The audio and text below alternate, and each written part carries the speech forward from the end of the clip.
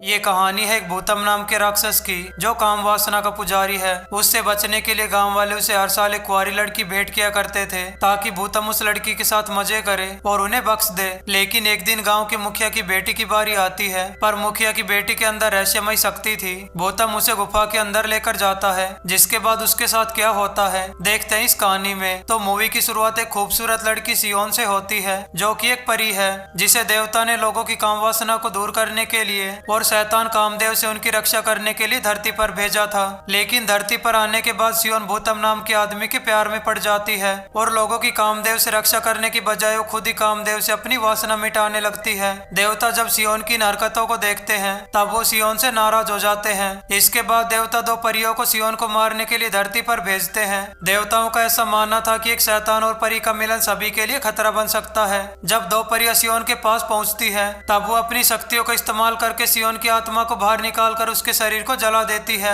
सियोन की मौत को देखकर भूतम बहुत ज्यादा गुस्सा हो जाता है और वो अपना कंट्रोल खो बैठता है। वो गुस्से में आकर एक परी को मार डालता है। अपनी साथी की मौत को देखकर एक परी अपनी जान बचाकर पास के गांव में भाग जाती है। वहीं इधर हम गांव में देखते हैं उसी समय गांव के मुखिया की पत्नी एक बेटी को जन्म देती है। इधर परी के पास इतना समय नहीं था कि वो सियोन की आत्मा को देवताओं के पास ले जा सके, इसलिए वो सियोन की आत्मा को उस बच्ची में डाल देती है। अब मुखिया के घर जिस बच्ची का जन्म हुआ था उसके शरीर में सियोन की आत्मा थी। अपनी प्रेमिका की मौत के बाद भूतम आपे से बाहर हो चुका था। उसके गुस्से से पूरे गांव के लोगों की काम वासना जाग गई थी। भूतम के गुस्से को शांत करने के लिए गांव वालों ने कुंवारी लड़की को भेंट करने का फैसला किया और इसके बाद ये प्रथा बन गई जहां गांव वाले हर साल एक कुंवारी लड़की भेंट करते हैं। इसके बाद हम देखते हैं भूतम गांव से दूर एक गुफा में रहता था और गांव वाले हर साल एक कुंवारी लड़की को डोली में बिठाकर उसकी गुफा तक छोड़ आते थे ताकि भूतम की आवाज शांत रहे। जिसके बाद भूतम उस लड़की को गुफा के अंदर लेकर जाता था और उसके साथ जमकर मजे करता है। तभी हम देखते हैं कि भूतम के साथ एक औरत भी रहती है जो अपनी शक्तियों का इस्तेमाल करके भूतम के जख्मों को भरती है।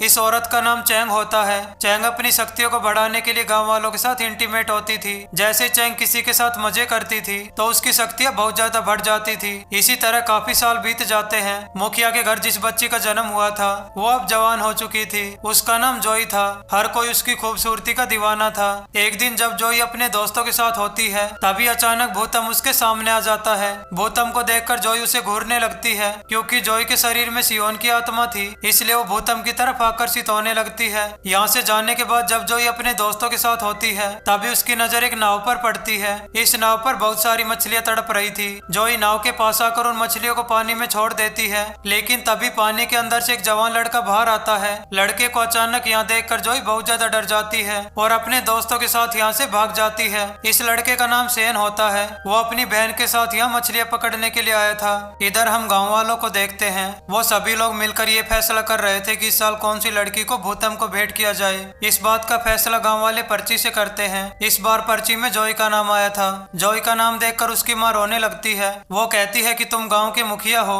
और तुम अपनी बेटी को वहाँ जाने से रोक सकते हो, लेकिन मुखिया ऐसा करने से मना कर देता है। वो कहता है ये इस गाँव का नियम है और हमें नियम का पालन करना होगा। वही हम जोई को देखते हैं। वो एक लोहार के पास आती है और अपने चाकू को तेज करवाती है। तभी सेन यहाँ कर उससे बात करने की कोशिश करता है, लेकिन जोई उसकी बातों का जवाब नहीं देती क्योंकि वो भूतम के पास जाने वाली थी, इसलिए वो बहुत ज्यादा डरी हुई है। इसके बाद वो अपना चाकू लेकर यहाँ से चली जाती है। जैसे ही रात होती है गाँव वाले जोई को एक डोली में बिठाकर भूतम के पास ले जाते हैं। डोली उठाने वालों में सेन भी होता है, लेकिन वो इस बात से अनजान था कि अंदर जोई है। रास्ते में जाते समय जोई का चाकू नीचे गिर जाता है। जैसे ही सेन इस चाकू को उठाता है और वो इस चाकू को देखकर समझ जाता है कि अंदर जोई है। जोई को अंदर देखकर सेन बहुत ज्यादा दुखी हो जाता है क्योंकि वो जोई को पसंद करता है। इसके बाद सभी लोग जोई को लेकर भूतम की गुफा तक पहुंच जाते हैं और जोई को वहां छोड़कर सभी लोग भाग जाते हैं। घर आने के बाद सेन जोई के बारे में ही सोच रहा था। वहीं दूसरी ओर हम भूतम को देखते हैं। वो काफी गुस्से में होता है,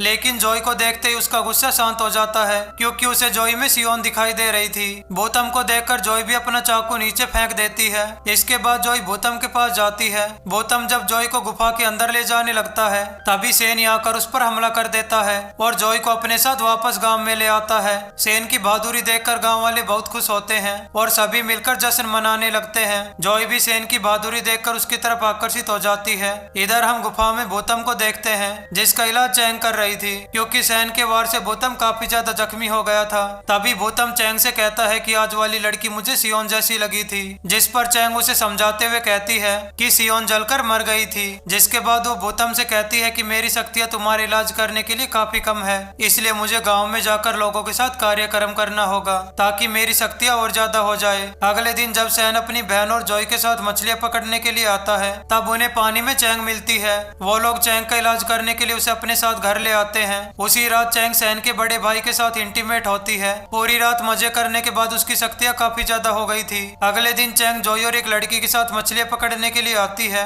उसी दौरान वो जॉय का बर्थमार्क देखती है। ये देखकर वो समझ जाती है कि जॉय के अंदर सियोन की आत्मा है। इसके बाद वो जॉय को एक एयर बैंड देती है और भूतम के पास वापस आ जाती है। जिसके बाद वो भूतम से कहती है कि आज मैं उस लड़की से मिली थी जो कल तुम्हारे पास आई थी। उस लड़की का नाम जॉय है और उसके अंदर सियोन की आत्मा है। वो भूतम से ये भी कहती है कि अगर सैन और जॉय इंटीमेट हो जाते हैं तब तुम पूरी तरह से खत्म हो जाओगे। ये सुनकर भूतम को बहुत गुस्सा आता है और वो उसी रात गाँव में हमला कर देता है। भूतम के गुस्से की वजह से पूरे गाँव में काम वासना जाग जाती है। वहीं दूसरी ओर हम सैन को देखते हैं। वो अपनी बहन और जॉय को लेकर गाँव से दूर जा रहा था। सैन उन दोनों को लेकर एक साधु के पास पहुंच जाता है। जॉय को देखकर साधु से कहता है कि तुम भूतम को मार सकती हो, लेकिन इसके लिए तुम्हें और ताकतवर बनना होगा और ताकतवर बनने के लिए तुम्हें किसी कुंवारे लड़के के साथ संबंध बनाना होगा। ये सुनने के बाद सैन और जॉय एक कोने में जाते हैं और दोनों भयंकर तरीके से कार्यक्रम करते हैं। इधर सैन की बहन बाहर खड़ी होकर अपने बालों को ठीक कर रही थी। तभी साधु की नजर उसके हेयर बैंड पर पड़ती है। ये देखकर साधु से कहता है कि ये तो भूतम का जादू हेयर बैंड है और इसके जरिए उसे पता है कि तुम लोग अभी कहाँ हो। साधु ये सब कह ही रहा होता है पर तभी भूतम यहाँ पहुँच जाता है और वो सैन को पकड़कर अपनी गुफा में ले आता है और उसे बर्फ में कैद कर देता है। इसके बाद जॉय और सैन की बहन भी यहाँ पहुँच जाती है। मीना भूतम के पास जाती है और अपने शरीर के जलवे दिखाकर भूतम को अपनी तरफ आकर्षित करती है। जिसके बाद हम जॉय को देखते हैं जो अपने शरीर की गर्मी से बर्फ को पिघलाने की कोशिश कर रही होती है। बर्फ जैसे ही पिघल जाती है तभी सैन बाहर आता है और दोनों यहीं पर शुरू हो जाते हैं। तभी भूतम की नजर इन दोनों पर पड़ती है। इन दोनों को देखकर वो बहुत ज्यादा गुस्सा हो जाता है और वो सैन को मारने के लिए उसकी तरफ तलवार फेंकता है, लेकिन जॉय तलवार के सामने आ जाती है। भूतम की तलवार जॉय को उस निशान पर जाकर लगती है जहाँ पर सियोन की आत्मा थी। तलवार लगने की वजह से सियोन की आत्मा बाहर निकल जाती है। सियोन को अपने सामने देखकर भूतम बहुत ज्यादा खुश होता है और उसे लेकर यहाँ से गायब हो जाता है और यहीं पर ये मूवी खत्म हो जाती है। अगर आपको ये मूवी अच्छी लगी तो लाइक और सब्सक्राइब करना मत भूलिएगा।